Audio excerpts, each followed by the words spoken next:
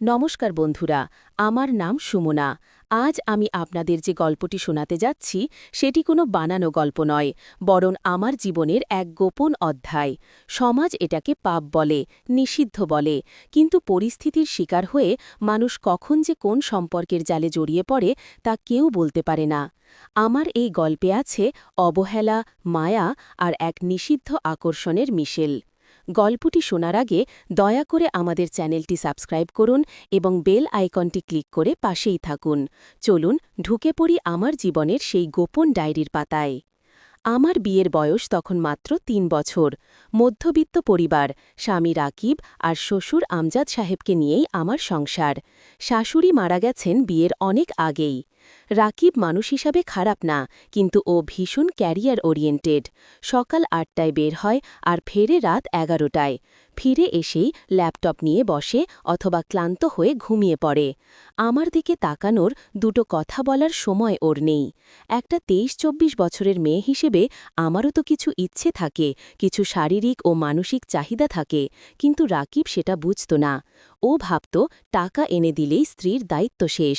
অন্যদিকে আমার শ্বশুর আমজাদ সাহেব বয়স ৫৫ হলেও শরীরটা বেশ শক্তপোক্ত। রিটায়ার করেছেন, কিন্তু এখনও নিয়মিত ব্যায়াম করেন বলে শরীরে বার্ধক্যের ছাপ নেই বললেই চলে। বাড়িতে সারাদিন আমি আর উনিই থাকি। প্রথম প্রথম উনি আমাকে মেয়ের মতোই দেখতেন, কিন্তু দিন যত গড়াচ্ছিল, রাকিবের অবহেলা আমাকে যত দূরে ঠেলছিল, শ্বশুরমশাই যেন ততই আমার কাছে আসছিলেন। ঘটনার শুরুটা হয়েছিল এক বর্ষার দুপুরে। রাকিব অফিসের ট্যুরে ঢাকার বাইরে গেছে ৩ দিনের জন্য। বাড়িতে শুধু আমি আর বাবা, শ্বশুর। আকাশ কালো করে বৃষ্টি নামল। আমি বারান্দায় কাপড় তুলতে গিয়েছিলাম। হঠাৎ দমকা হাওয়ায় আমার ওড়নাটা উড়ে নিচে পড়ে গেল। আমি ভিজে শরীরে কোনোমতে কাপড়গুলো নিয়ে ঘরে ঢুকতেই বাবার সাথে ধাক্কা খেলাম। বাবা তখন ড্রয়িং রুমে পেপার পড়ছিলেন। ভিজে কাপড় আমাকে দেখে উনি কেমন যেন থমকে গেলেন। আমার পরনে ছিল হালকা রঙের সুতি শাড়ি। বৃষ্টির জলে সেটা গায়ের সাথে লেপটে গিয়ে আমার শরীরের প্রতিটি ভাঁজ স্পষ্ট হয়ে উঠেছিল। আমি লজ্জায় কুঁকড়ে গিয়ে ওড়না ছাড়া অবস্থাতেই দৌড়ে নিজের ঘরে যেতে চাইলাম, কিন্তু বাবা গম্ভীর গলায় ডাকলেন, বৌমা, দাঁড়াও। আমি ভয়ে ভয়ে দাঁড়িয়ে পড়লাম। বাবা নিজের গায়ের চাদরটা এগিয়ে দিয়ে বললেন, এভাবে থেকো না, ঠান্ডা লেগে যাবে। আর তোমাকে আজ খুব অন্যরকম লাগছে। উনার গলার স্বরটা কেমন যেন ভারী ছিল, সাধারণ শ্বশুরের মতো নয়, বরং একজন পুরুষের মতো যে তার পছন্দের নারীকে দেখছে। আমার চোখের দিকে তাকিয়ে রইলেন। উনার হাতের চাপ আমার হাতে বাড়ছিল। আমি হাতটা সরিয়ে নিলাম না। কেন জানি না, রাকিবের ওপর জমে থাকা অভিমান আর একাকিত্ব আমাকে দুর্বল করে দিচ্ছিল।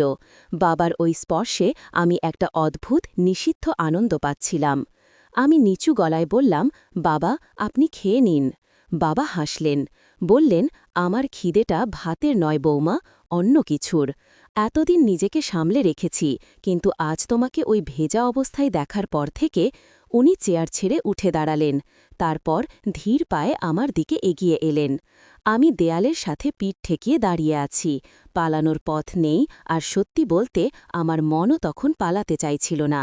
এক অজানা উত্তেজনা আমার রক্তে দোলা দিচ্ছিল। বাবা আমার খুব কাছে এসে দাঁড়ালেন। ওনার নিঃশ্বাসের গরম বাতাস আমার কপালে এসে লাগছিল। উনি ফিসফিস করে বললেন, তুমি কি বোঝো না সুমনা, সারাদিন আমি যখন তোমাকে দেখি আমার কেমন লাগে। রাকিব তোমাকে শরীর দিতে পারে না, সময় দিতে পারে না, কিন্তু আমি পারি।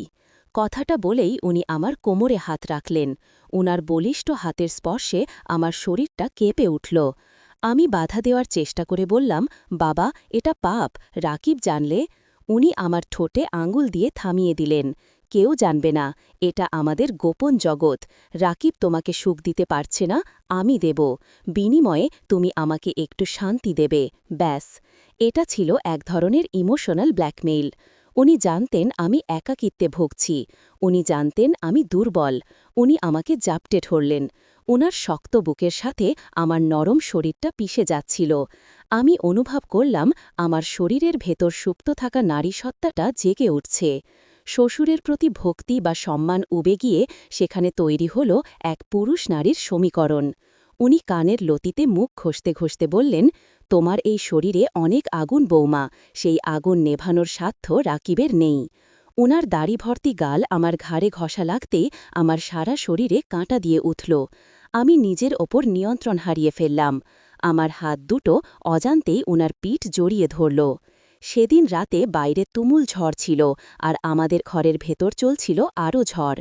সমাজের নিয়ম, নীতি, সংস্কার সবকিছু ভেসে গিয়েছিল সেই ঝড়ে।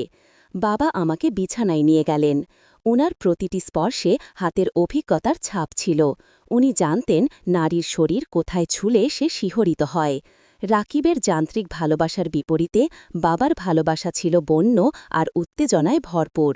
উনি যখন আমার ব্লাউজের হুকগুলো খুলছিলেন, তখন আমি লজ্জায় চোখ বন্ধ করে ফেলেছিলাম। উনি আমার কানে ফিসফিস করে বললেন, লজ্জা পেও না, আজ তুমি আমার। উনার হাত যখন আমার অনাবৃত পেটে খেলা করছিল, আমি তখন অন্য এক জগতে। পাপবোধ কাজ করছিল, কিন্তু শরীরের দাবি ছিল তার চেয়েও প্রবল। সেই রাতটা ছিল আমাদের সম্পর্কের শুরু।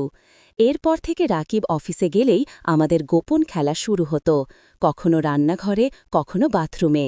বাবা আমাকে বিভিন্নভাবে ব্ল্যাকমেইলও করতেন, আবেগের দোহাই দিয়ে। বলতেন, আমি বুড়ো হয়ে যাচ্ছি, কদিন আর বাঁচব, আমার শেষ ইচ্ছেগুলো কি তুমি পূরণ করবে না? আমি উনার এই মায়ার পাদে পা দিয়েছিলাম। আমাদের এই সম্পর্ক হয়তো সমাজ কোনোদিন মেনে নেবে না, কিন্তু চার দেওয়ালের ভেতর আমরা তৈরি করেছিলাম এক নিষিদ্ধ স্বর্গ, যেখানে আমি ছিলাম না ছেলের বউ আর উনি ছিলেন না শ্বশুর। সেখানে আমরা ছিলাম শুধুই এক পুরুষ আর এক নারী। আজও রাকিব জানে না ওর অনুপস্থিতিতে এই বাড়িতে কি চলে। ও যখন ক্লান্ত হয়ে ঘুমিয়ে পড়ে, তখন আমি জেগে থাকি। পাশের ঘর থেকে বাবার কাশির শব্দ শুনলে আমার শরীরটা এখনও কেমন করে। এই পাপের শেষ কোথায় আমি জানি না, হয়তো জানতেও চাই না। বন্ধুরা, এই ছিল আমার জীবনের গল্প। জানি আপনারা আমাকে ঘৃণা করছেন, কিন্তু বিশ্বাস করুন, একাকিত্ব মানুষকে এমন জঘন্য পথেও নিয়ে যেতে পারে। পরিস্থিতি আর আবেগের কাছে আমি হেরে গিয়েছিলাম। গল্পটি কেমন লাগলো কমেন্টে জানাবেন, আর এমন আরও সত্য ঘটনা শুনতে চ্যানেলটি সাবস্ক্রাইব করতে ভুলবেন না।